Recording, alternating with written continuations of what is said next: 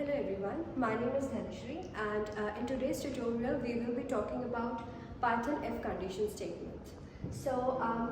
According to me, condition statements are very important when you want to manage the flow of your program. So that's where the if statement comes into the picture.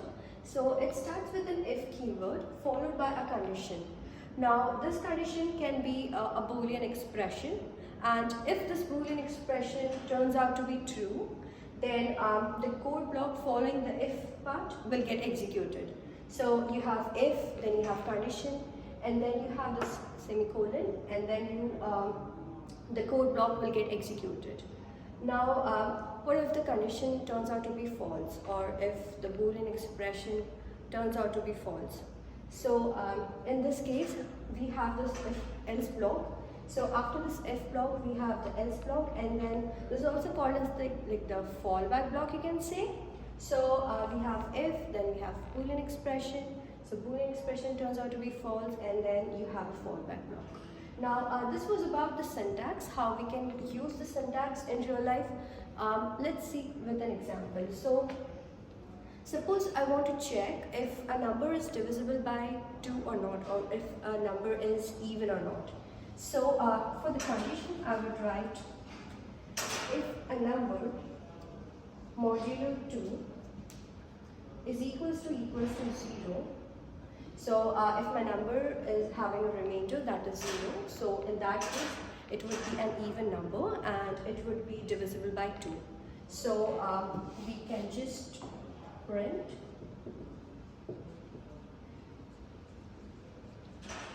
number is even. Okay, and if this condition turns out to be false, like if you don't have this modulo 2 is equals to 0, then in the fallback block or in the else block, we just print that number is not even. So that's how you can simply use if else keywords in Python to check for the condition or for the Boolean expression.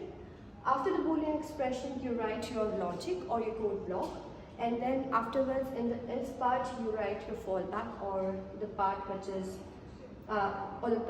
which is like for the else part of your block.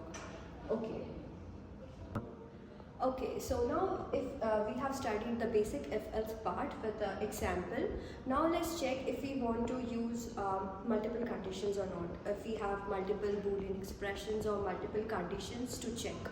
So what we can do is that we can write if condition and then statement, and then again if keyword with the statements and then the expression.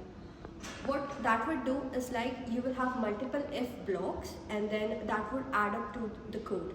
But if you want your code to be concise, precise and up to the point, you just use one single block of if module, and then inside this one single module you will have if condition 1, else if this condition turns out to be true, you have other statements, or else you have the fallback, that is your else part for the code.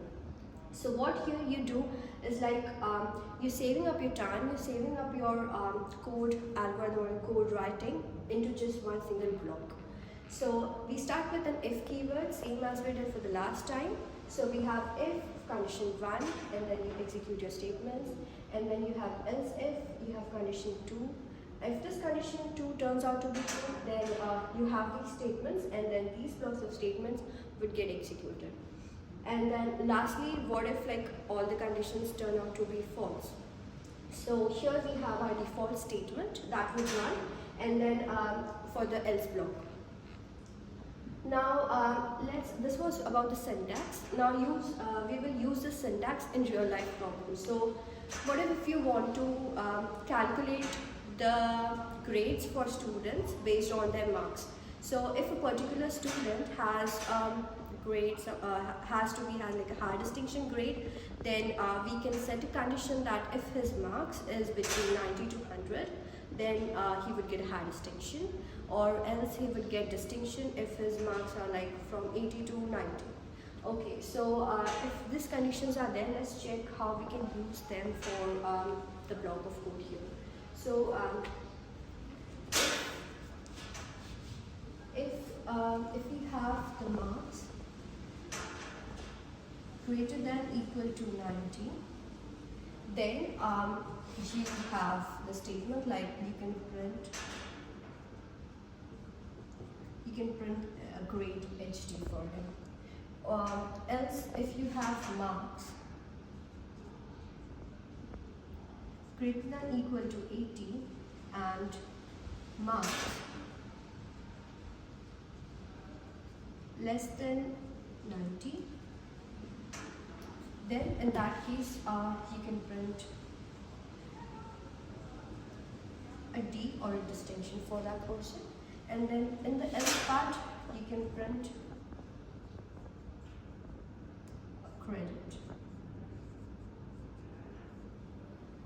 So here what we are doing is the flow of control for this code will be like, if you check if the marks are greater than 90, then you print for a high distinction grade.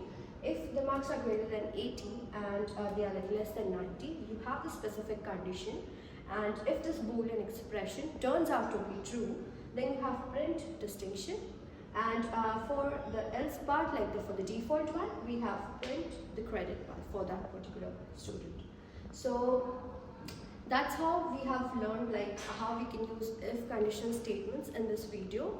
First, we started basically with the if and the else part. We saw its syntax. We saw with an example how we can check if a number is divisible by 2, if it is like an even number or not.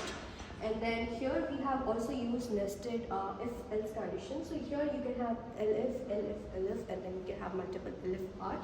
So they all belong to the same block of code, and here's where you can prioritize the logic for the if condition here. So if the logic is very true and that logic is like the primary logic for your program, you can just specify your Boolean expression here, and then that's how the flow of execution will work. Thank you so much.